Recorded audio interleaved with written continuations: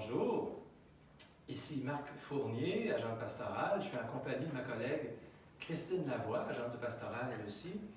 Et aujourd'hui, nous sommes avec vous pour vivre ensemble une célébration de la parole sur le thème de la dédicace. C'est la fête de la dédicace des basiliques Saint-Pierre et Saint-Paul-hors-les-Murs. Alors, deux basiliques importantes dans l'histoire de Rome, mais surtout deux personnalités importantes dans l'histoire du christianisme, puisque Pierre, chargé par Jésus de confirmer les apôtres, et Paul, évangélisateur, ont été des personnes très importantes dès l'origine même du christianisme. Alors je pense qu'aujourd'hui, ces personnes peuvent nous inspirer encore, et Christine nous en parlera tout à l'heure davantage dans le commentaire. Je vous inviterai à être très attentif à l'Évangile. Il y a une parole là-dedans qui peut nous faire du bien pour aujourd'hui. Alors, je vais commencer par notre chant d'entrée qui nous invite à nous tourner vers le Seigneur des temps nouveaux.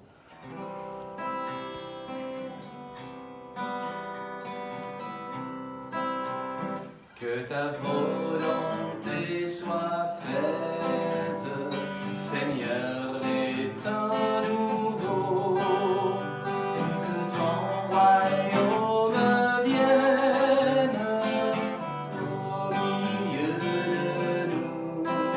Tu essuieras toute larme de nos yeux quand se lèvera ton jour, car tu as fait ta demeure parmi nous, sur la terre comme au ciel. Que ta volonté soit faite, Seigneur des temps nouveaux, et que ton royaume vienne au milieu de nous.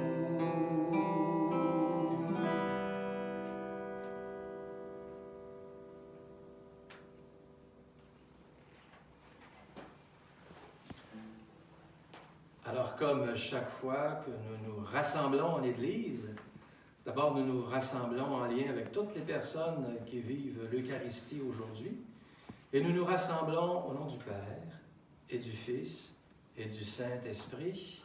Amen. Et que Dieu notre Père et Jésus le Christ notre Seigneur vous donnent la grâce et la paix. Béni soit Dieu maintenant et toujours.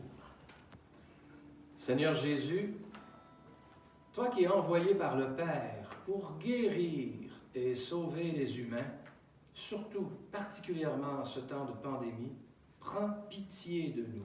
Prends pitié de nous. Ô Christ, venu dans le monde appeler tous les pécheurs, prends pitié de nous. Prends pitié de nous. Seigneur, élevé dans la gloire du Père où tu intercèdes pour nous, prends pitié de nous. Prends pitié de nous. Et que Dieu Tout-Puissant nous fasse miséricorde, qu'il nous pardonne nos péchés et nous conduise à la vie éternelle. Amen. Amen. Et prions le Seigneur. Comme je vous le disais, nous sommes aujourd'hui à l'occasion de la fête de la dédicace des basiliques de Saint-Pierre et de Saint-Paul. Donc, ceux et celles qui ont leur prions en l'Église, vous pouvez prendre à la page 113. Garde ton Église, Seigneur, sous la protection des apôtres Pierre et Paul. Puisqu'elle reçut par eux la première annonce de l'Évangile, qu'elle en reçoive jusqu'à la fin des temps la grâce dont elle a besoin pour grandir par Jésus le Christ, ton Fils, notre Seigneur, qui vit et règne avec toi et le Saint-Esprit, maintenant et pour les siècles des siècles. Amen. Amen. Lecture du livre des Actes des Apôtres. Après une escale de 3 mois à Malte, avec Paul, nous avons repris la mer à bord d'un navire d'Alexandrie, portant comme emblème le Dioscure et qui avait passé l'hiver dans l'île. Nous avons abordé à Syracuse et nous y sommes restés 3 jours. Après avoir levé l'ancre, nous avons atteint Reggio. Le lendemain, est survenu un vent du sud et en 2 jours nous sommes arrivés à Pouzol. Nous y avons trouvé des frères qui nous ont invités à passer 7 jours chez eux. Voici comment nous sommes arrivés à Rome. De la ville, les frères qui avaient entendu parler de nous sont venus à notre rencontre jusqu'au lieu dit Forum d'Appius et à celui des 3 tavernes.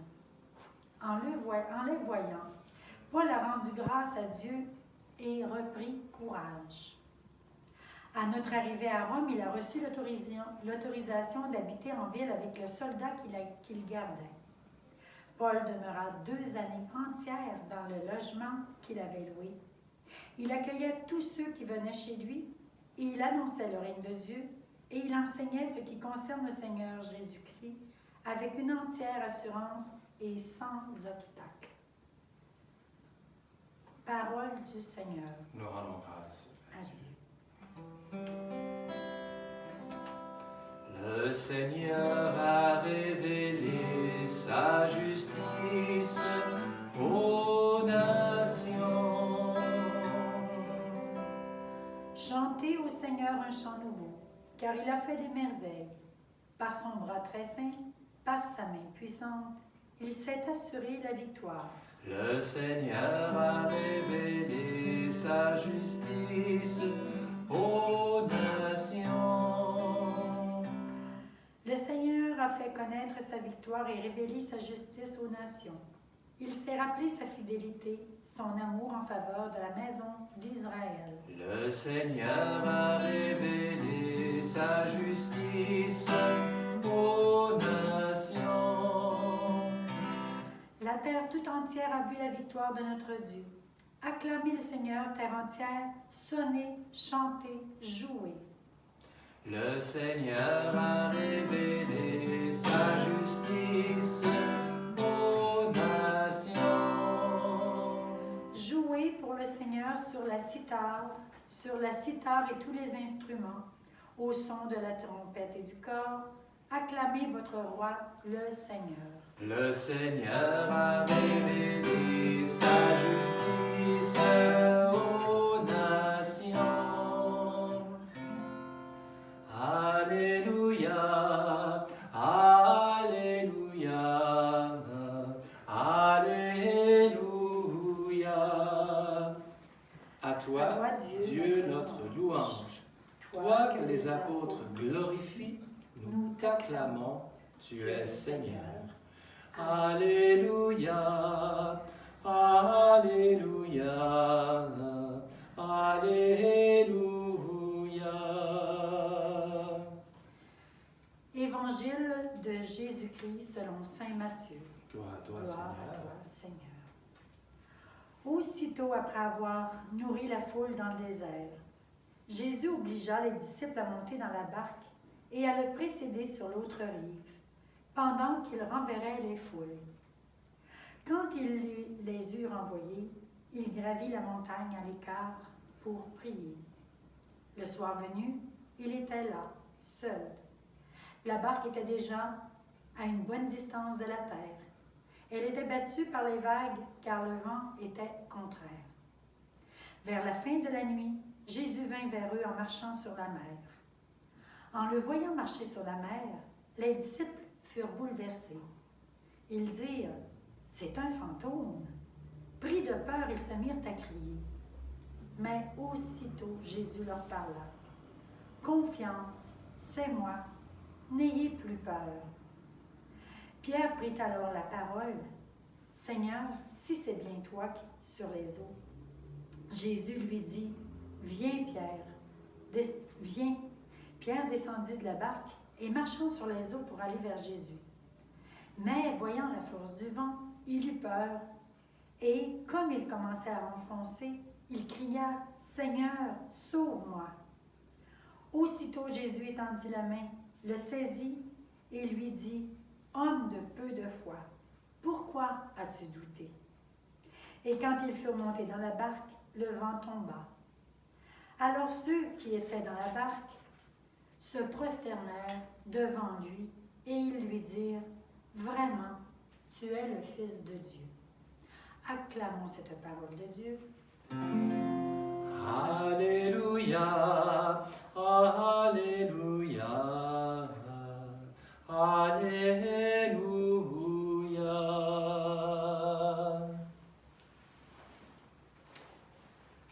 C'est assez drôle de constater comment ces récits nous parlent de la réalité que nous vivons en Église, particulièrement depuis le début de la pandémie. Paul, dans la première lecture, venait d'être arrêté. Il faisait route avec un soldat. À chaque lieu où il passait, il annonçait l'Évangile et on l'écoutait. On sait comment il se déplaçait en ces temps-là. La route était longue et parfois très pénible. Mais doucement, en marchant et en regardant droit devant, Paul a repris courage. Dans la lecture de l'Évangile, les 12 disciples sont dans la barque. Ils sont dociles à ce que le maître leur a demandé, le précéder et se rendre sur l'autre rive. On peut dire qu'ils sont en marche et en route aussi, eux aussi, mais sur la mer. Ils auraient pu faire marche arrière quand ils ont vu les vents se lever et revenir sur la terre ferme. Mais, malgré la peur et la crainte d'être ballottés par-dessus bord, ils ont tenu bon. Jésus les a interpellés et rejoints en leur disant « Confiance, n'ayez pas peur ». Alors que nous traversons des circonstances difficiles, notre barque à nous, notre Église, est ballottée de tous les côtés. Je ne veux pas être pessimiste, mais la réalité, c'est que nous sommes dans la tempête, nous aussi, depuis un bon moment déjà. Et notre foi aussi peut être éprouvée devant autant de mauvaises nouvelles. Les catastrophes naturelles, la pandémie, les élections des États-Unis qui ne sont pas encore finies, les tueries de toutes sortes, les injustices, les vies volées, les agressions. Toutes ces situations sont vécues et subies par des personnes humaines. Je crois que le monde animal ne pourrait être aussi cruel. Nous avons le droit d'avoir peur et de se laisser ébranler par les vents forts. Tout ou presque tout dans le monde présentement est à contre-courant. Nous avons peine à voir le Seigneur et toutes ces difficultés nous empêchent parfois de discerner sa présence. Mais dans le ciel où Dieu se trouve, lui nous voit toujours et il intercède pour nous, et ce même encore aujourd'hui. Il nous dit, n'ayez pas peur, je suis là, prenez courage. Mais il se peut que notre foi déjà mise à l'épreuve par nos difficultés quotidiennes vienne assombrir nos nuits d'incertitude. Le vent contraire a tout pour nous bousculer hors de la barque. Souvent trop préoccupés par nos difficultés, nous sommes incapables de le reconnaître lorsqu'il vient pour calmer nos peurs et mettre un terme à nos épreuves du quotidien. Ma crainte à moi, c'est de penser que tous ces événements, surtout celui de la pandémie, quand le vaccin sera enfin disponible, permettra de mettre aux oubliettes la situation présente. Je ne cesse de penser, et si ce signe des temps était pour nous un temps fort pour écouter, pour rentrer chez soi et interroger nos manières de vivre en Église. Jésus, dans son amour et sa compassion, a fait le chemin vers les disciples. Ils ont pu alors entendre sa voix, la voix connue de la personne aimée qui efface toute crainte. Et quand on regarde Saint Paul dans la première lecture, il ne peut faire mieux que ce qui nous est demandé par nos évêques et le pape François. Paul nous invite à prendre la route de nos insécurités, de quitter nos bonnes vieilles habitudes et nos certitudes pour aller là où le vent nous pousse, vers des horizons nouveaux. Comme Paul, laissons la grâce de Dieu transformer nos doutes en certitudes. Laissons-le travailler notre humanité et demeurons dans la confiance qu'il veut nous apprendre quelque chose de tous ces événements présents dans nos vies. Le chemin de l'obéissance a conduit les disciples à la bénédiction. Ils ont entendu ces paroles si encourageantes qu'il nous adresse encore aujourd'hui dans l'épreuve. Courage, c'est moi, n'ayez pas peur. Amen.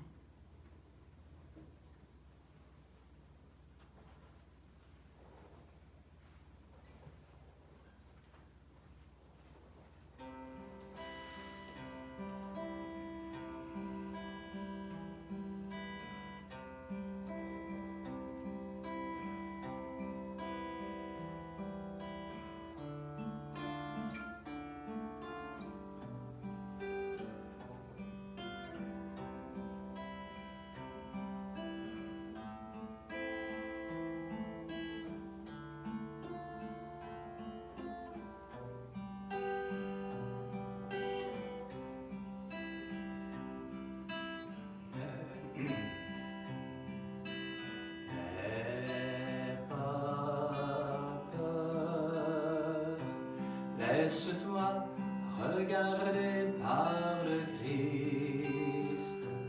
Laisse-toi regarder, car il t'aime.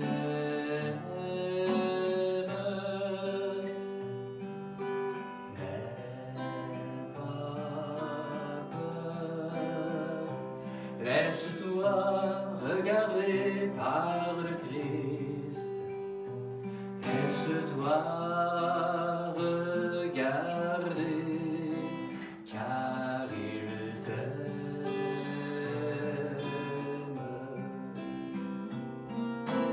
Il a posé sur toi son regard, un regard plein de tendresse. Il a posé sur toi son regard, un regard long de promesses. N'aie pas peur, laisse-toi regarder par le Christ. Laisse-toi regarder, car il t'aime.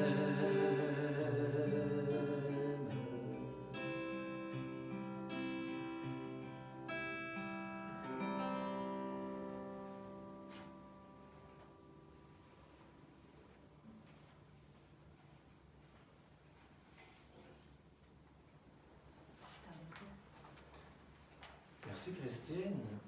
Avant la prière universelle, nous allons dans les pas de Pierre et de Paul proclamer notre foi.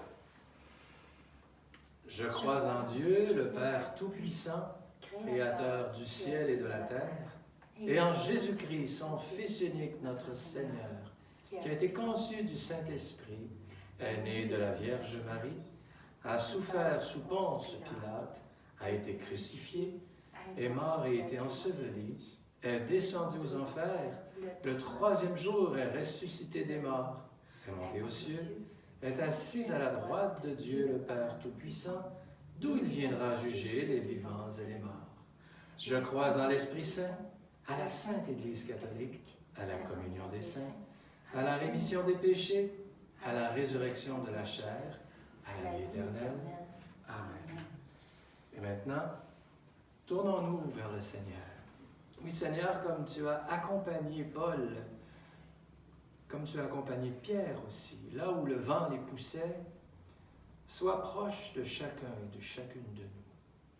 Et aujourd'hui, laissons monter nos intentions de prière vers toi. L'état du cœur des disciples nous amène à nous interroger sur notre propre état. Après chaque intention, nous répondrons « Seigneur, viens à notre aide ». Seigneur, viens à notre aide. Dans nos manques de foi en ta fidélité, en ta miséricorde et ta puissance dans ce monde, Seigneur, viens à notre aide. Seigneur, viens à notre aide. Quand notre regard s'assombrit et qu'une difficulté se présente devant nous, donne-nous la grâce de te savoir là, prêt à nous secourir. Seigneur, viens à notre aide. Seigneur, viens à notre aide. Quand notre ego prend toute la place et que notre volonté prend le dessus, puissions-nous dire avec la même assurance que Paul, qu'est-ce qui nous séparera de l'amour du Christ? Seigneur, viens à notre aide. Seigneur, viens à notre aide. Prenons quelques instants pour nous présenter devant le Seigneur, lui présenter des intentions qui débordent de notre cœur.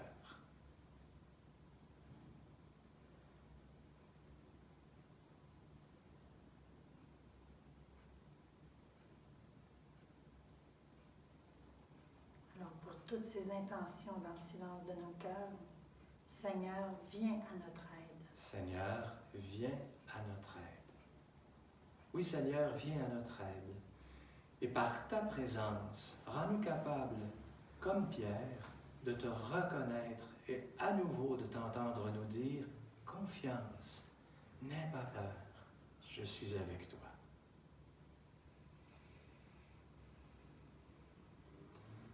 Être avec le Seigneur, c'est d'être capable aussi, comme lui, de se tourner, de nous tourner vers un même Père et de dire ensemble, Notre Père, qui es aux cieux, que ton nom soit sanctifié, que ton règne vienne, que ta volonté soit faite sur la terre comme au ciel. Donne-nous aujourd'hui notre pain de ce jour.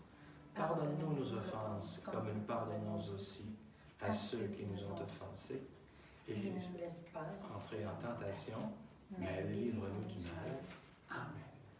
Car c'est à toi qu'appartient le règne, la puissance et la gloire, pour les siècles des siècles. Amen.